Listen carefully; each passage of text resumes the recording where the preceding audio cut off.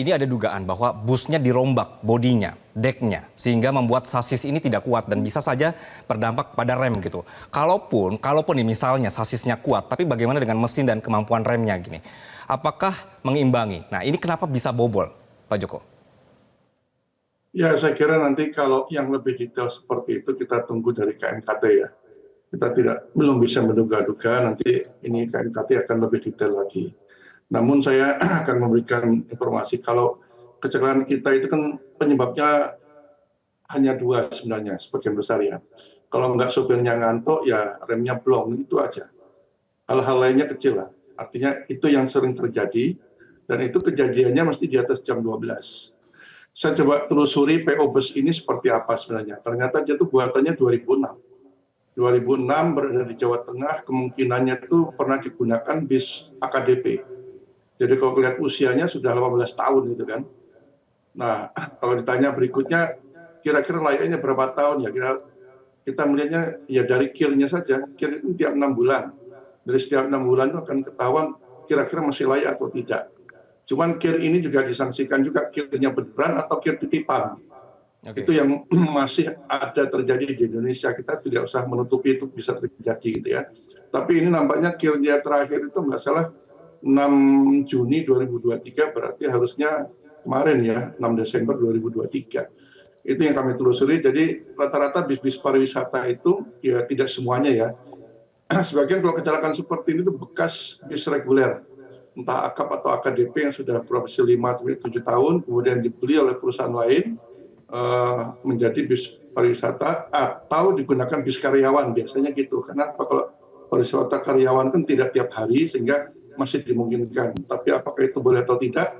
Nah, pemeriksaannya kiri itu setiap 6 bulan. Namun di sela-sela itu juga ada namanya perusahaan itu harus punya sistem manajemen keselamatan SMK. Nah, inilah yang SMK kita itu belum sempurna seluruhnya perusahaan itu memilikinya. Memang ini baru proses 2019, namun karena pandemi tertunda, ini baru dimulai. Saya kira bis pariwisata itu jumlahnya itu 16 ribuan. 16 ribu itu yang berizin baru sekitar 10 ribuan. Jadi 6 ribu itu dia tidak berizin. Mungkin yang murah-murah tadi tawarannya. Nah, masyarakat kita itu justru yang murah-murah itu. Tapi kan murah bisa berangkat, nggak bisa pulang. Nah, ini yang jadi persoalan. Baik. Makanya Pak Joko, kalau seperti ini tapi biar nggak berulang, instansinya, harus ada tindakan tertentu juga. Nah, ya. kalau enggak ini saya yakin nanti berulang hal yang sama juga akan terjadi, tinggal tempatnya di mana. Gitu. Oke, kalau ketika KIR ini bermasalah seperti ini, seharusnya instansinya siapa yang tanggung jawab, Pak Joko? KIR itu kan proaktif dari perusahaan ya. Berarti ini kan bukan kesalahan pengemudinya, perusahaannya yang harus bertanggung jawab. Nah, dilihat usahanya PO-nya siapa yang sekarang pemiliknya. Lempar-lemparan sering terjadi seperti itu. Gitu. Bahkan sekarang itu ada, kalau saya tidak salah ini juga di Undang-Undang Hak Cipta Kerja itu melemahkan posisinya juga ini seperti ini. Ya banyak yang pengusaha cuma punya 1 bus, 2 bus, jadi dianggap UMKM.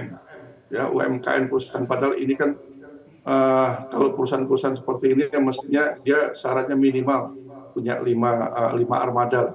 Tujuannya untuk keberlanjutan dan juga untuk keselamatan juga gitu ya. Nah, ini yang sebenarnya harus ditelusuri lebih mendalam. Jadi tidak hanya berhenti pada pengemudi yang sering kami lihat yang akhirnya terus berulang lagi seperti ini. Jadi pengusahanya pun perlu diperkarakan dalam artian ya dia harus tahu kesalahannya di mana dan itu diumumkan. Ya kalau nggak diumumkan ya seperti ini, dan dampaknya apa sekarang? Cari supir yang bagus itu susah. Sekarang Indonesia itu krisis supir loh. Nah ini yang dampaknya. Pak Joko, izin saya potong. Ya. Jadi menurut Anda instansinya seharusnya yang bertanggung jawab atau yang memantau ketika mobil atau bus bermasalah seperti ini tapi tetap jalan, itu siapa? Kalau KIR itu maaf ya, kalau KIR itu di pemerintah daerah, di Pemda, ya Dinas Perhubungan Kabupaten maupun Kota, gitu dia. Nah, kalau SMK itu di Direktorat Jenderal Perhubungan Darat. Namun ini belum semua perusahaan angkutan bus ada sistem manajemen keselamatan. Ini masih proses ya, bayangkan 16.000 armada itu kan ya. Harus satu persatu. Saya ke Pak Hotman. Pak Hotman, data dari Pak Joko tadi 16.000 bus pariwisata aja ya baru. Kemudian bagaimana polisi ini juga menangani kir-kir titipan tadi, Pak? Ya tentu Kalau tadi dipertanyakan tentang subjek hukumnya, Ya. tadi hari ini setelah dilakukan olah TKP, kita menaikkan ke tingkat penyidikan ya, dari penyelidikan untuk menentukan siapa tersangka. Tersangka dalam kasus ini bisa lebih dari satu.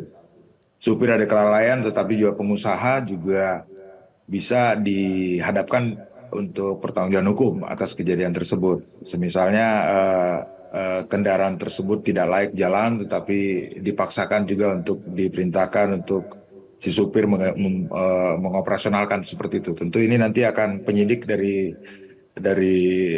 Polda Jabar akan mendalami seperti itu nantinya. Oke. Pak Hotman, Ya. melihat kondisi seperti ini, bisakah PO Bus ini berdalih atau berlindung remblong atau human error? Eh, Terkait dengan remblong ataupun yang lain ya, kegagalan teknis, itu kan nanti Ya. ada ahlinya ya untuk melakukan pemeriksaan secara berimbang, baik dari KNKT, dari BPTD juru riksa itu, atau juga dari APM merek tertentu itu. Karena nanti APM itu juga akan melihat, Pak, ini bukan standar pabrikan kami, sudah mulai perubahan dan segala macam seperti itu. Jadi ini Oke. tidak support fungsi pengereman dengan sasis atau dimensi yang sudah berubah begitu. Harusnya Ya. kalau dimensi berubah tentu atau sumbunya perlu ditambah sehingga fungsi pengereman juga harus ditambah sehingga mampu untuk melakukan pengereman. Satu lagi Mas Angga ya, jadi di TKP ini itu memang kontur tanahnya kan naik turun. Ini kebiasaan supir itu selalu servis brake yang digunakan. Dia tekan-tekan terus, jadi itu yang memicu terjadinya pemanasan ya, pemuaian di ruang tromol rem itu. Ini yang akhirnya mengakibatkan daya kompresi dari minyak rem itu berkurang. Itu yang dibilang orang remblong seperti itu. Jadi Pak sebenarnya Hotman. bisa dia untuk menggunakan engine brake dulu, pindah gitu, Ya. seperti itu. Tapi lebih Oke. sering menggunakan rem rem servisnya gitu. Jadi ini yang jadi ya kalau dipakai rem-rem terus akhirnya panas dan akhirnya bisa blong. Di tempat Baik, itu Pak juga Hotman, sebenarnya sudah saya ada potong di situ, upaya-upaya Pak. untuk ya. Ya, saya izin potong di situ. Berarti Anda setuju kalau bus ini memang tidak layak dan juga ditambah lagi kemampuan dari supir yang juga tidak layak? Ya, ini saya sampaikan pada umumnya seperti itu. Tentu ini akan kita dalami ya dari si pengemudinya, kemudian dari ahli terkait dengan kondisi kendaraan itu tersebut. Karena ini kan antara pengemudi dan kendaraan tentu dalam pesat bergerak itu akan berkorelasi gitu. Bagaimana kesibukan dia dalam berkendara di situ, apakah dia kesulitan mengendalikan kendaraannya atau kesulitan dalam beradaptasi geografis di situ, kurangnya rambu atau dan sebagainya seperti itu nanti kami dalami seperti itu. Baik. Pak Hotman, tersangka berarti sudah bisa ditetapkan atau belum, Pak, ketika hasil pemeriksaan saat ini? Ya, hari ini sore ini tadi Kasubdit Gakum Polda Jabar sudah menetapkan naik ke tahap penyidikan. Ya, kalau sudah tahap penyidikan tentu kita akan memanggil demi hukum pro justia kepada pihak-pihak gitu ya sebagai saksi, ahli dan lain-lainnya diperiksakan gitu untuk proses hukum.